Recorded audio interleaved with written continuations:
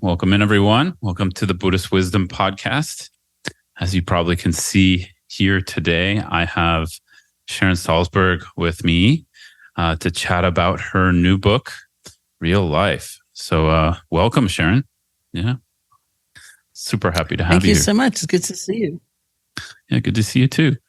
For those of you who, well, I don't know, I don't want to assume anything, but I'm guessing most of our listeners know of you, Sharon, but just in case, I thought to offer a short introduction. So Sharon Salzberg is a meditation teacher, best-selling author, and co-founder of Insight Meditation Center in Barre, Massachusetts, with Joseph Goldstein and Jack Kornfield.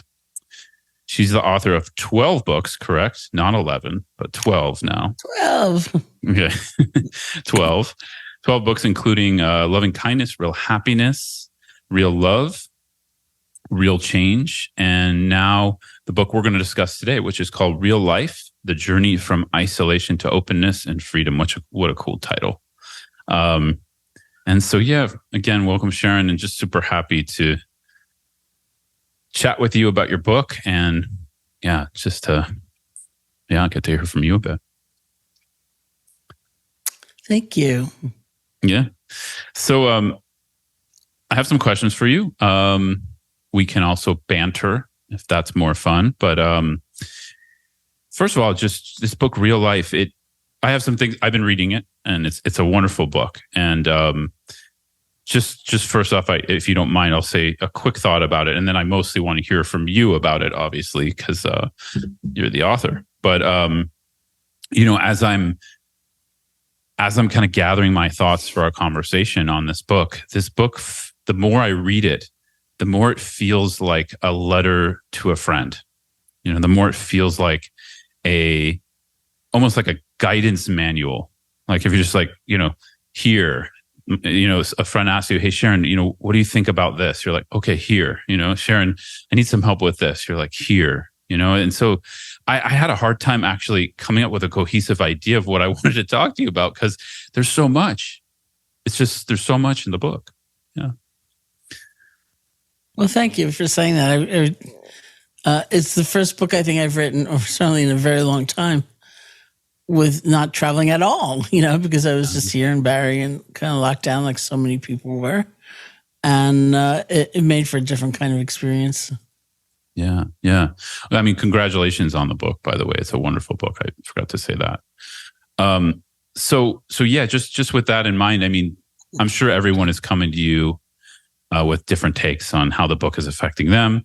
Just wanted to share that briefly, because I'm also choosing some things from the book to maybe ask you about, and I just want the readers to know who or the listeners to know who haven't read the book yet. There's so much more. There's just a lot in this book.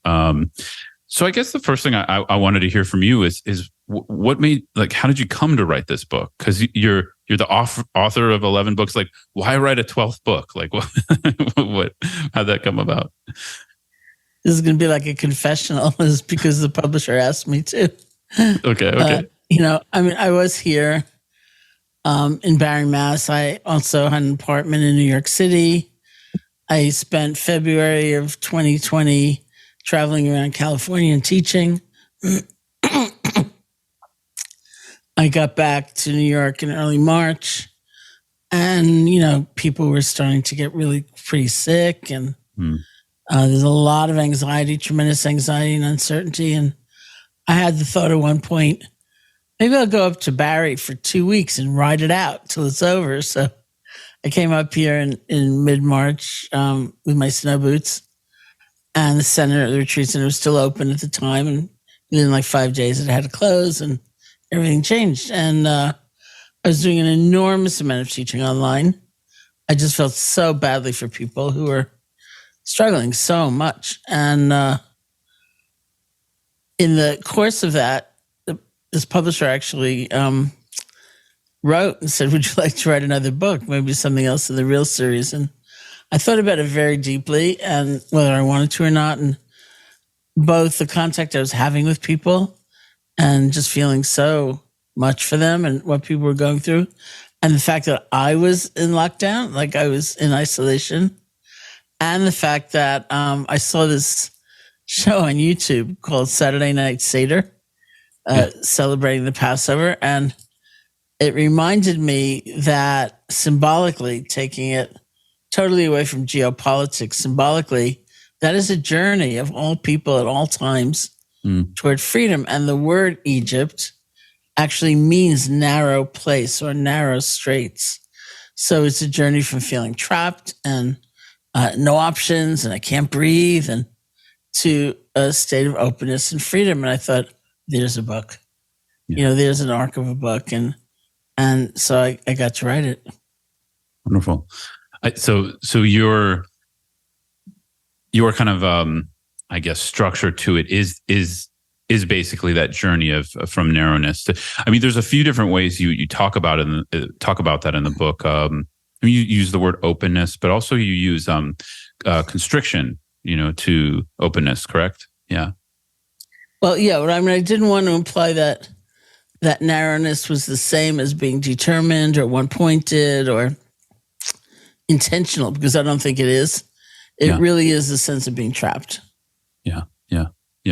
And ultimately, I mean, as I'm reading the book, I as a Buddhist practitioner, and generally we like to talk about Buddhism on this podcast somewhat, mostly how that relates to our individual lives and others. But it is a Dharma book, this book, and that's my take on it as I'm reading it. And within that, that sense of you go through quite a bit of description of how the traditional Buddhist path describes narrowness and versus. Sorry, I was misspoken. It's not constriction versus openness. It's constriction versus expansion, right? Yeah. So I think for you, how does that weave in? Because I mean, for some of the listeners, I think most of my listeners know you in some capacity, but for those who don't, I mean, your background is so vast in Buddha Dharma in the West. I mean, so I'd love to hear anything you have to say around that connection into the book. Also, actually, I'll save my second question. Yeah, for later. Okay. So, as I say in the introduction, if I think about that journey from constriction to expansion or isolation to openness and freedom, of course, the pattern or the languaging I'm most familiar with is from the Buddhist teaching. And so I try to look at, when do we tend to feel the most constricted? It's when we're the most overwhelmed, we feel the most trapped. We can't breathe. It's a lot of pain often. And that's greed, hatred, and delusion from within that framework. And it's been clear to me for many years that it's not just the arising of those states, but it's the way we hold them. As Sonny Rinpoche would say, it's not the thought that's the problem, it's the glue. Yeah. So when we're overcome by one of those states, that's when there's really a tremendous amount of suffering.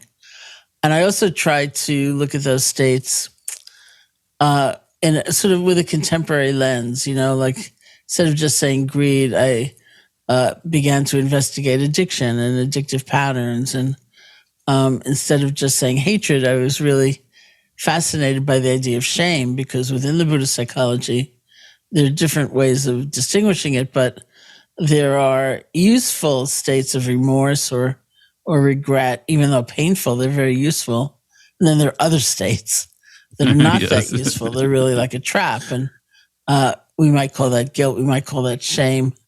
Certainly in the Western psychological construct, it would be shame.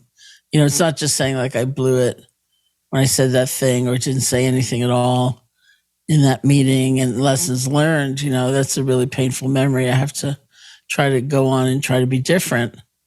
Instead of that, it's like, I am so terrible. I am so horrible. Yeah. I can never change, which is useless. It's painful. It's exhausting. It's demoralizing, and it's not onward leading in any way. It's a form of hatred. Yeah. So that was really interesting to me, to try to explore different nuances and dimensions of these states. And then a very crucial part was, what do you do about them? If you just get more ashamed and more afraid, and you heap all that on your head, it's not going to do anything. And so, rather than trying to annihilate them and have that sort of embattled mentality, can we create almost like a different holding environment so that our relationship to them shifts? And interestingly enough, in being interviewed about the book, the one practice that everyone, and certainly most of them have not been practitioners themselves, everyone picks up on his handshake, which also comes from Sonny Rinpoche. Yeah. It just seems very striking as a way of, oh, that's different. It's a different way of relating to something that's been causing me a lot of problems. And, practicing however we express it, that different relationship gets us moving. And then there are fascinating things about a journey. What do we want to take with us? What do we might want to leave behind? And then the other part of it is really cultivating what we are capable of, which is gratitude and generosity and loving kindness and so on, and feeling the relief and the expansiveness of those states. Yeah. Yeah. Wonderful. So much there. Yeah. For the listeners, I mean, Sharon, I don't remember did we meet at one of Rinpoche's retreats? Was that the first Probably. time? Probably. Yeah. So I don't know if it's okay to out you, but Sharon is a longtime friend of Sonny Rinpoche, and those of you probably know, listen to this regularly. Sonny Rinpoche is one of my main teachers. So, when I saw the handshake practice in there, I got excited, and also I really happy for people.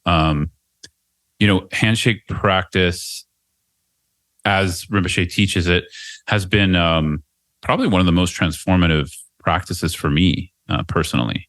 I think before it is like that. You describe the sense of people reading and be like, oh, I never thought of it that way. When I first came to it, and probably from being around Sonny Rinpoche for many years, he also embodies a sense of the handshake practice and just how he is. And that gets transmitted. And I think the first retreat I went to, it was almost this it was a mix of awe and like, as if I hit my head against the wall, because it was just this this huge blind spot for me for many years. So that's wonderful to hear. Maybe we could talk about that a little bit.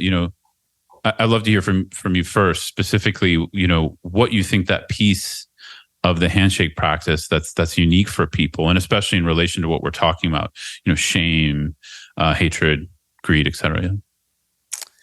Well, it's been interesting for me, seeing that, because there are, I think, several ways one could express that same attitudinal shift, and that seems to be the one that is most captivating for people, which is interesting. Like within kind of Burmese tradition, the popular way of saying that was actually popularized by Tara Brach, one of the teachers, called RAIN, RAIN. So it's recognizing what's happening, acknowledging it or accepting it, rather than fighting it and hating yourself for it.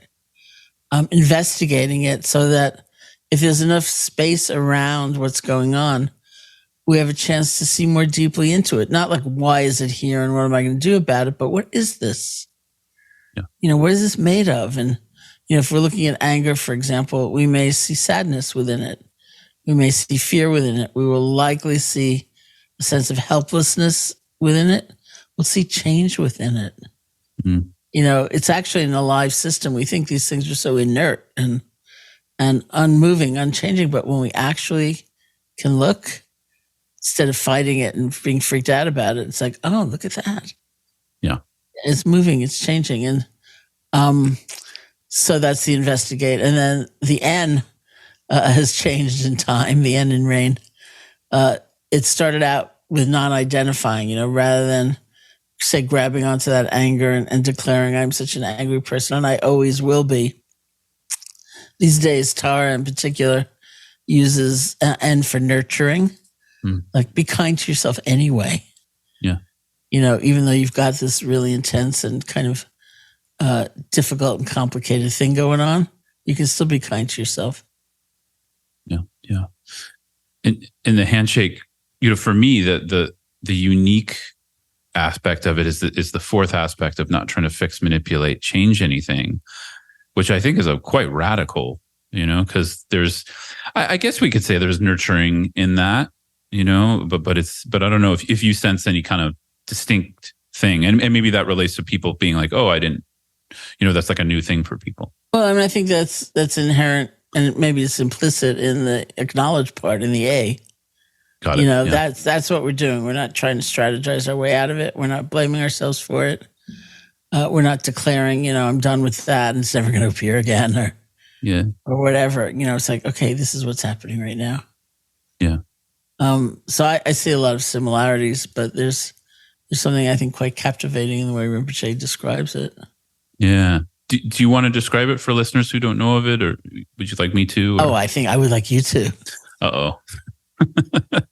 Okay, very briefly, because I have a lot of content on this. People can go check it out elsewhere. But basically, the handshake practice Sharon and I are discussing, which Sharon mentions in her book, is, as Sharon already said, it is kind of an invention of Sodni Rinpoche, though he admits that he had the help of some friends who were psychotherapists and modern psychology. And he basically blended some elements of Mahamudra meditation coming from the Tibetan lineages into, with somatic psychology, with some other psychotherapy methods. And it's basically a mindfulness of feeling practice, a mindfulness of body practice, dropping into the body and attempting or practicing letting be with whatever's arising. And what's not letting be is suppressing what's arising, becoming or indulging in it.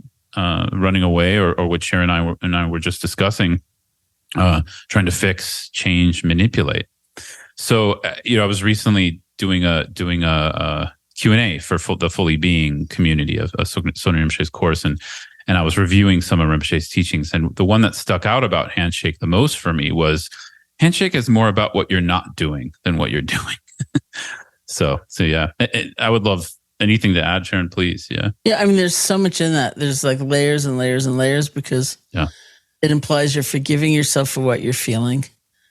You're not carrying on a pattern of maybe really harsh self-judgment, which leads nowhere. Again, it's not to be complacent about things, but it's to be wise about things, like what's actually going to work to disentangle this kind of grabbing onto these states and having them be so constricting. And, that implies that kind of forgiveness, that self-compassion, that balance. There's a real balance in being aware of what's happening without freaking out about it.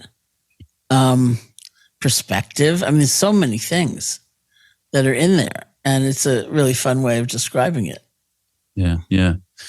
What I find, I'm not sure with students you interact with on the handshaking practice or any embodiment practice for that matter is, it's just so hard for us in the modern world to be with our sensations and emotions. It's just very hard because they, immediately we want to get rid of them, including we want to use meditation to get rid of them. Mm-hmm.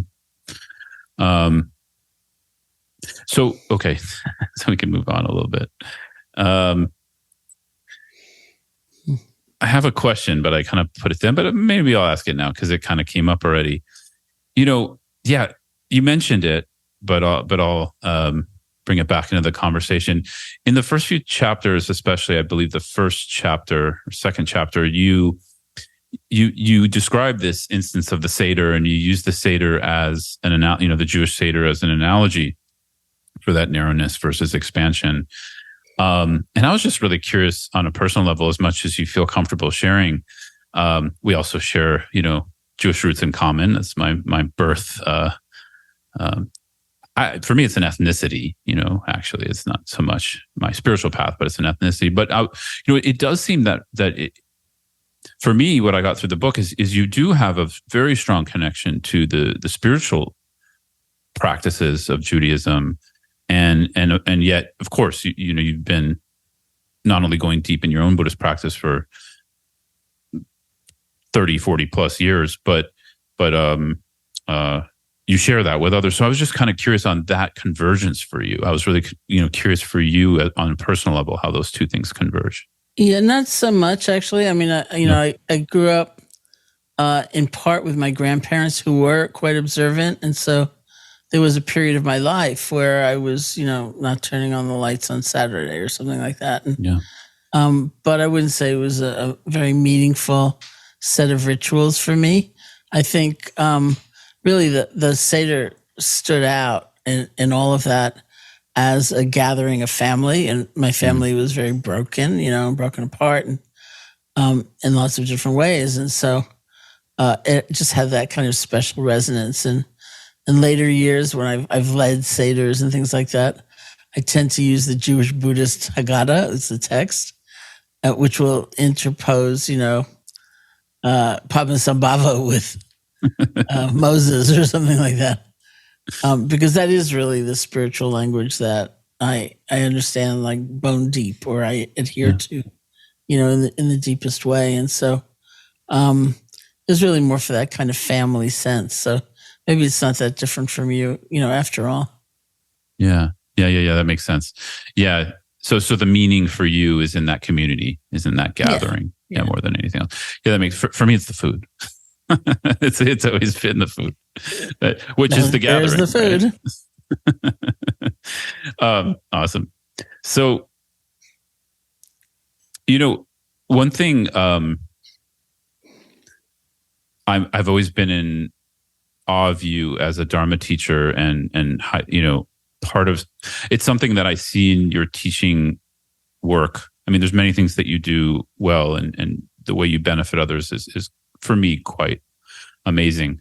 But specifically in the way you tell stories, and it's something I think it's like a quality I want to develop. So obviously, sometimes we see in others what we want to develop, but this question started to develop for me around the role of stories in your teaching work, and the role of stories in the book. Because the book, I would say, it's like 70% stories almost, or it's half stories. So yeah, any thoughts on that? I'd love to hear about that.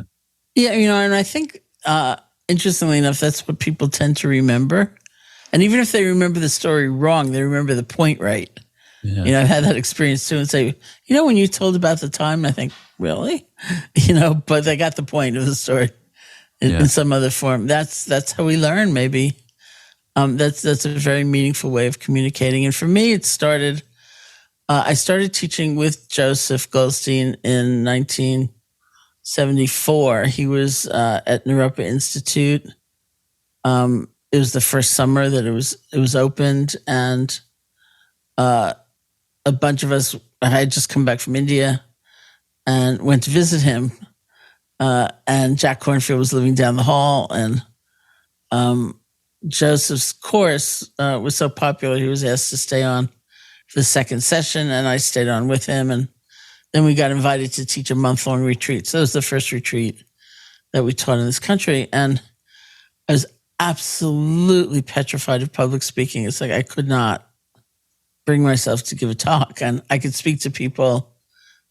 I could do Q&A maybe, or talk to them about their meditation. But my fear was that I was going to be giving a more formal lecture.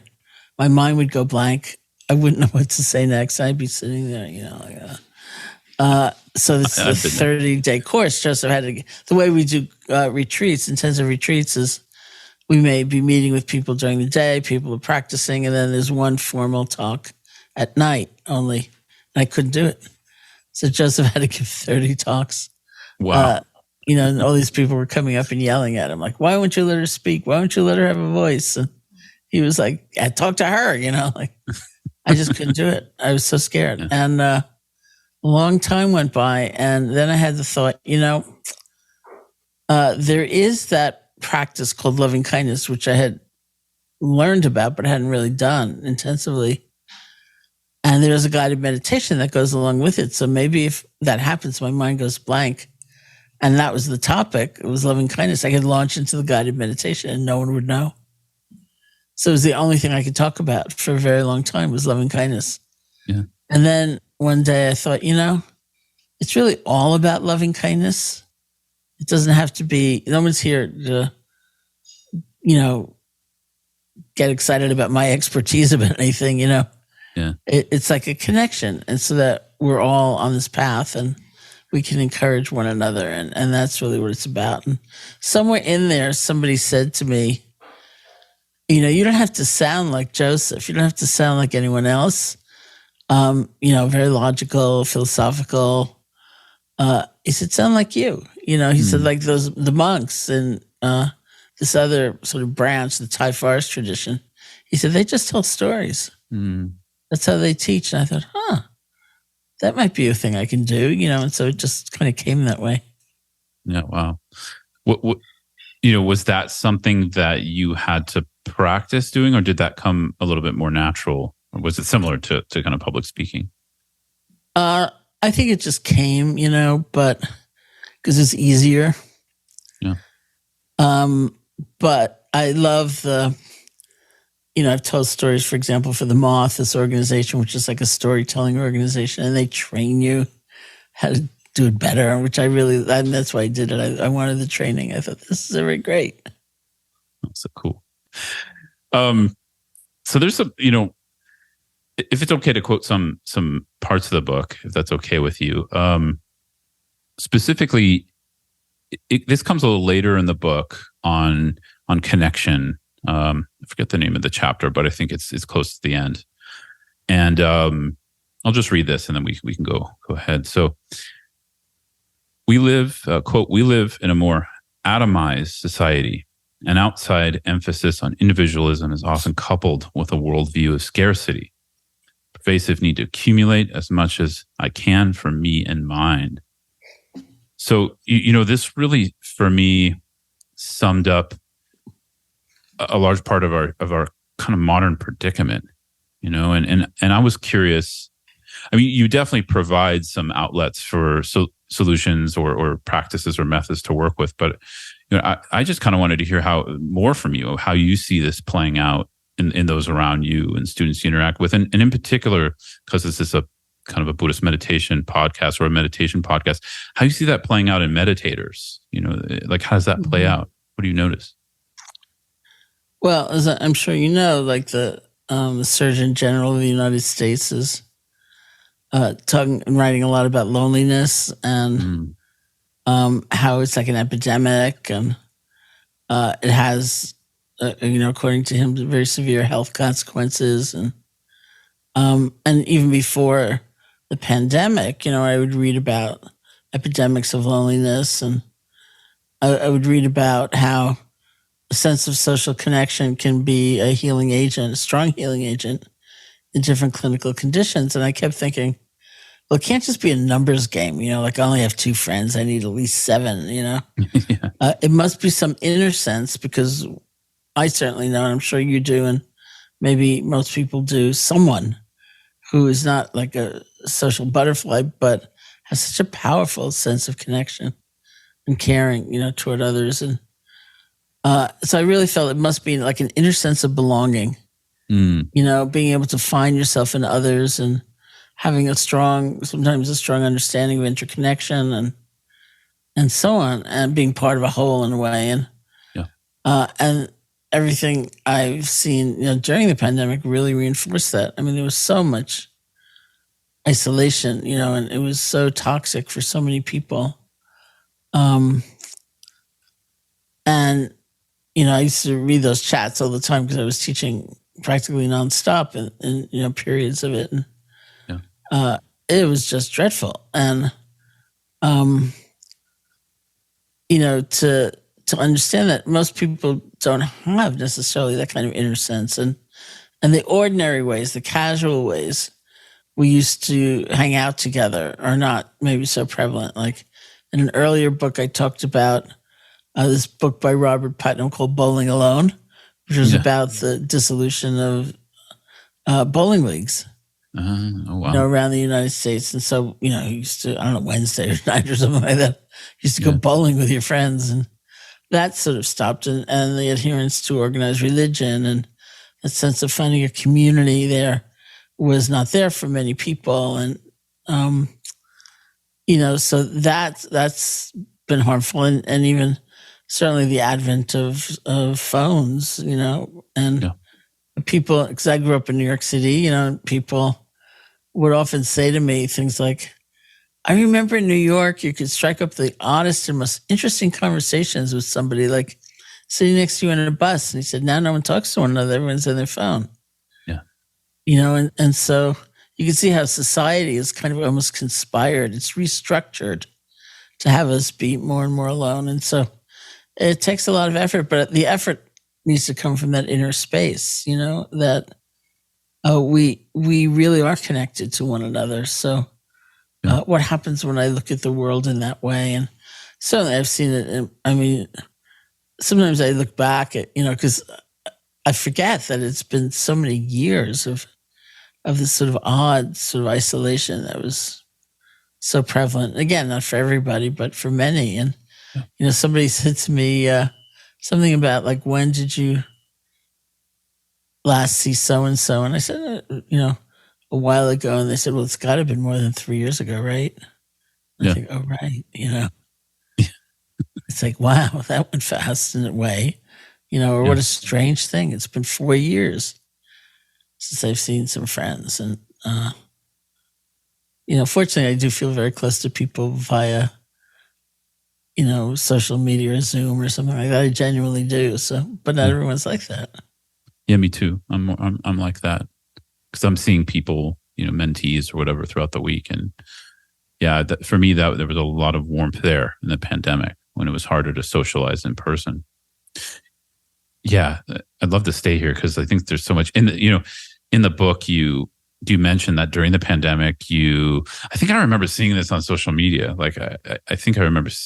Was this public? Like where you started a 1-800 line that people could call and you got volunteers. Was that only private? No, it wasn't friends? Me. It was somebody that I interviewed in the book because I have a podcast also and so I was able for the book to look back at some of those conversations and include parts of them. So that somebody did start that, and I thought it was the most beautiful idea. Her name was Kathy, and it was basically you could call and ask someone to sing you a song, or or let's just sit together and meditate, or could you read me, from this text, or this novel, or something like that, or let's have a conversation. I haven't talked to anybody lately, and it was so beautiful. Yeah, that's really sorry. I thought it was you, but maybe you posted it at some point, or maybe it was just on your podcast. Maybe it was definitely on my podcast. Yeah. Yeah, maybe that's where I saw it because I vaguely remember that. But that was really beautiful, and you touched on it. I pulled another quote here, very short, but you touched on it, and I'd love to probe more here. Where you said, "Connection is our greatest source of expansiveness. Ultimately, connection is an inner state." And you mentioned that of this difference between cultivating 7 friends versus 2, and it actually. So I'd love to hear just more about that. I mean, as practitioners, we both know about cultivating that inner state, but I don't know. I don't know if that's always so explicit, meaning like meditation is such a solitary act, but it's not at its root. It's just, it seems that way initially, Yeah, I think that's so funny, really, because it could be, you might be sitting all alone. You might be sitting with your eyes closed. It seems like it would be the most withdrawn kind of activity ever. Yeah. But it genuinely is not, because of the insight that develops is, what is. And that's one of the funny things about interconnection. It's like, people might approach it as a concept or a kind of superimposition that we're laying this on reality, but it is reality, and, it doesn't take a spiritual understanding to discern that. Like science shows us that, economics shows us that. Certainly environmental consciousness shows us that. And even epidemiology shows us that, which is something I have been saying in a prescient kind of way for a number of years. And so, what happens over there doesn't nicely stay over there ever. And it's long been my favorite question going into a company or an organization to teach. It's like, how many other people need to be doing their job well for you to do your job well? And, that was enhanced during the pandemic when I was talking to this physician who has a large medical practice he supervises in a hospital. And he said, who I have an increased appreciation for? He said, the cleaning staff. I thought, well, yeah. Yeah. Yeah. And so, I ask that question, and mostly people ponder and they go, "Oh, that's interesting." And occasionally it doesn't strike a chord. And so I go on to say, "Well, do you commute to work? Do you ever think of the train engineer or the auto mechanic? Or if you don't commute, certainly there's probably technology involved. Do you think of those people?" And that didn't go anywhere once either. So I said, "Have you eaten today? And what if you didn't grow all your own food? It takes a lot for that carrot to end up on your plate. Really, let's think about that." Yeah. Yeah. Thousands, if not millions of sentient beings involved. Yeah. I mean, because of all the bugs and et cetera, unseen beings. Yeah. Yeah. Wonderful. One thing I was reflecting on as you were talking is personally, on a personal level, I don't always notice something that was so vital to the interdependence of a certain function in my life until it's gone. And sometimes I think we're in an interesting place because you were naming this, you were naming part of the social factors of modern life and disconnect and over reliance on technology and all that. And when I was a monk, I was pretty right up until the end. I was pretty how do you say it? Committed to wearing my robes in most places. And one thing that was interesting was it was like a big banner for it's like an advertisement banner for Buddhism. So obviously I had to be careful with, how I acted. If I was in a bad mood, I couldn't necessarily express that always because I was representing something. But at the same time, more than not, it was a very useful tool of connection because people would see the monk's robes, kind of be curious and open up a conversation or a question or something. And I considered that a part of kind of not even a service as a monastic, but just, a service as a human of being available. How do you say, like a sense of generosity that we, not always being in a rush everywhere and having time to talk with someone. And, now it's very different for me. I have a daughter and, I keep pretty busy with my teaching work and stuff. And I've noticed how that's impacted me, that difference, that sense of not, Mm-hmm. I have other ways I offer generosity of time, but that has gone away a little bit more. Yeah. Yeah, it's very interesting. There's a depersonalization in a good way or something. Yeah, I have this friend who does who does VR and meditation work, and it's really interesting. He's seeing some, where technology can often be this, thing that moves us apart. He's saying the opposite. So he's saying, if you design it in a certain way, it can also come, bring us back to what serves us the most. Oh yeah. Well, I was so grateful. Like when Sunny Rinpoche started teaching online, Yeah. I think, the pandemic produced a lot of not so good things, but some really good things. I mean, some of the teachings I received in the Tibetan lineages via Zoom would have not, those teachers would have never, ever, ever come on Zoom.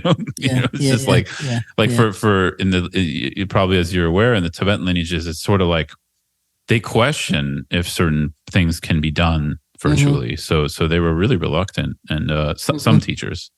And so it really created, there's just a boom, right? Yeah. I had one more kind of specific thing, if you have any thoughts on it, around this issue of connection being both an inner and outer thing, and more just related to, back to what we were discussing a minute ago about meditators and sometimes the view that meditation is this solitary. I mean, just self-admittedly, I spent a pretty decent chunk of my time as a meditator in this life, or trying to be a meditator, isolated, meaning getting angry if somebody's interrupting my meditation or something like that, or miffed maybe is more of a better word, or slightly annoyed, and which is showing okay, there's something missing here. There's, so I think a lot of us struggle with that. So I don't know if you had any thoughts on that, specific to meditators. Well, I mean, that's, classically probably the role of the teacher is to annoy us for one thing, and interrupt us and, taunt us when we do get impatient. Like, oh, you're impatient. You're sitting there, praying for the happiness of all beings. And then this person interrupts you and you hate them, that's the mirror they hold up in front of us and say, look at that, Yeah. Yeah. I mean, we're very conditioned and it is definitely, a challenge because we tend to bring all of that conditioning right into the meditative process, or onto our path. And so there's all that self-judgment perhaps, or shame, or kind of clinging, like I'm going to get there fastest, or wherever there is. And including like my path is far better than anyone else's. Lots and lots of habits of mine that come right along with us. And do we tend to see them ourselves? I think with a sincere motivation in time, we will see them. Yeah. And a teacher certainly can hasten that process. Yeah. So what I'm hearing is from your perspective, it's it's just unavoidable because obviously we're going to bring whatever we're dealing with in our life to the meditation. Yeah. Have you seen kind of the role? Because you started, with Joseph and Jack, one of the first Western Dharma communities, maybe the first. Mm-hmm. And I mean, you have so much experience with community. So I don't know, just any more thoughts on that? Because I just see this as this is a very tricky part of the import of, Asian Buddhist lineages into the West. So just curious, any insight there? Well, it is very nuanced and complex, but it's a balance. I think, because sometimes in the West, people feel that there should be no hierarchy in a community, or no specialization in the community, and that's kind of crazy making, because I've not just a community. I have an organization here which has a board of directors and a financial responsibility and keeping. I mean, we just had a sewer pipe blow, after almost 50 years. That was unpleasant, I'm sure someone has to take care of that, Yeah. So yeah, that was like outrageous. So we've kind of gone, different places with this, but I, just as I honor the fact that I have a teacher and, we're different teachers and, but there's some underlying self-respect that's also very, very important. And, I wrote a book years ago called Faith, and people were saying, why are you writing a book on that? Because for them, faith meant being silenced or not being able to ask questions. And so, that can't prevail either, and be like a vibrant and alive spiritual community. And so it's a powerful vessel for a lot of learning. And I think, I didn't realize because in Asia, living in India, whereas where I met, so many people like Joseph, we had an kind of inevitable community, and I think we all took it for granted. And it was back here after teaching for some time that I realized, wow, here's this person who's like getting up and going to work. They work in some environment where they're being asked to lie, that could be the case, or it's a little shifty, or their values are just not reflected there at all. Yeah. And then they come home, and, then when I began working with caregivers, I worked with a lot of domestic violence shelter workers, for example. That was the first primary group. And they were very alone because they felt, not because of confidentiality, but they felt they couldn't burden their family with the terrible stuff they were hearing and seeing. And so, and they weren't talking to each other either. Or you talk to doctors, of a certain era, they weren't talking to each other.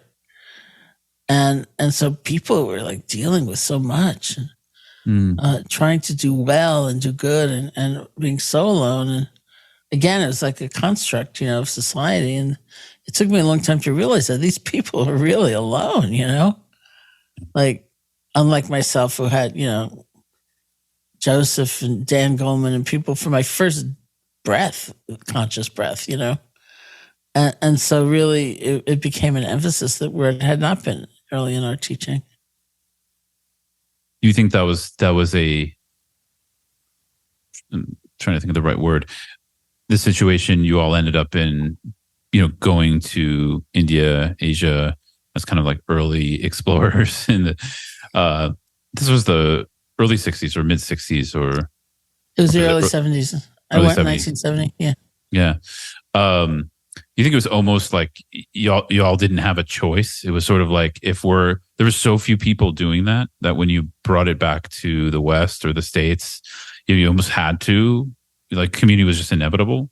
Maybe, I don't know. Yeah. I mean, it's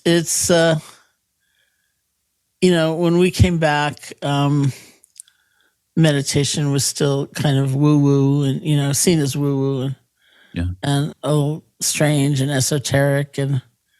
But we were teaching, and so people had a chance to have an experience of it. And there was no technology then; it didn't exist. And I remember somebody proposed to us once that we create a series of tapes. This is a long time ago, like videotapes that they would sell in health food stores. So that if somebody was going in for some vitamin C, they might see a how to meditate tape or something and buy it and be served by it. And we had actual big discussions like, is that ethical? Because the thing that would characterize my generation of people meditating is that we had big intentionality because you couldn't find it casually. You really had to want to learn it. And so like I had to go to India when I'd never even been to California, and so either you had significant suffering in your life or you were put together in some way you had just like intense curiosity about life and you just wanted to see more deeply. But whatever it was intense, because you had to really find it. And that was the ethical question. Like, what if someone's just going in for vitamin C? Is it okay that they end up with meditation instruction? They don't have that intention, that drive. And it never happened anyway. And then, of course, now it's laughable because, That's why I'm laughing, yeah. It's everywhere, like. The ethics of a cassette tape in a health food store versus what's happening now. Yeah. Yeah. Yeah. And I think it's great what's happening now in terms of access and why should you have to go to India? And the question of motivation or intention, of course, is there kind of implicit, but it shouldn't be, I think, because it's withheld, that people have to find that. Yeah. Yeah. I see that as like a really key difference culturally for us, where it's sort of, everything's there and then it's up to us to grow the discernment of how to interact with something where, you had to ask a teacher a few times generally in Tibet before they'd give you something real serious, practice related. And they were checking to make, not because they were trying to hide something, they were trying to protect the student, generally. They were trying to make sure the student would be benefited from it, as opposed to just wasting the student's time. Where I think it's just a different ethic. Yeah, I agree with you. It's just there. And now we have to kind of have our discernment. That's a whole nother episode, maybe. Yeah, that'd be fun. I know you got to go, but I wanted to circle back to your book. And since we don't have too much time, is there anything you'd love to share around your book that we didn't cover, or anything that that's up for you right now, that you'd love to share with me or others? I think, well, first of all, you should invite me back. That would be nice. Yes, you're invited back. We can talk about discernment and intention. It'd be very interesting. Cool. I'm going to write that down. Well, actually, this is, it starts with a discussion of this research, very pretty old research project where all these residents in the nursing home were given a plant, and half of them were told, well, you should pay attention to this plant, see when it needs water, when it needs sunlight or whatever, and you're responsible for the plant and its well-being. And the other half were told, just enjoy the plant. Nurses can take care of it. And then they compared those two groups in terms of longevity and health and orientation and all of that. And they were quite different. And so then go on to describe, different kinds of plants, some of which can make it, they just survive. Even if you're not paying much attention to it. But what they don't do is thrive if you're not paying much attention to it. So then I go on to describe this word tejas from Pali, which is the language of the original Buddhist text, which means heat or flame or fire or light, and also has a sense of splendor and radiance and glory. Tejas is brightness, a potent and alive energy, a strength and power of luminosity. As we uncover it, Tejas drives us toward life, openness, and renewal. This light exists nestled within us, innate to our beings, not because we're particularly unique or outstanding or did something special to deserve it, but simply because we exist. So then I go on to say, in a way, this journey from a narrow place to expansion and freedom lies outside of time and space. We can traverse that seemingly daunting distance with a thought. We can travel that length without accruing any mileage at all, with remembering right now what we really care about, or recollecting right now the source of our deepest happiness, or coming back right now to our essential selves. We can explore the terrain of awe or gratitude or self-respect or love. We needn't be fooled by the layers of fear and craving and shame and confusion covering over that light. We can remind ourselves the light is never more than partially covered. And while it may feel remote, it is accessible always. Because it is always accessible, we are here now. It's upon this seed of radiance that we turn toward the good. We nourish it, we cultivate it. It's not up to the nursing staff or our forebears or anybody else. As with the hardy plants I discussed earlier, the latent luminosity within can endure neglect, but it can also thrive when it receives care and attention. Left on its own, the light will survive. Half hidden, quiescent. Nurtured, the light can blaze forth. That's like my favorite part of the book. Oh, beautiful. Yeah, I remember reading that. Yeah. That's wonderful. That thank you for sharing that, first of all. And yeah, that really reminds me of Buddha nature in the Mahayana context, right? Yeah, it's this light that's there, but we need to water it too. Right, that's what I'm hearing. Yeah. Yeah, beautiful, Sharon. Sharon, thank you so much for being here, and please come back. Please come back. And, yeah, thank you. Others too. Yeah, great. So thank you for doing all your just amazing work. Just on a personal level, I want to thank you. Well, thank you. Be well, and we'll continue this conversation. Yeah, sounds good. All right, take care, Sharon. Thanks. Bye-bye.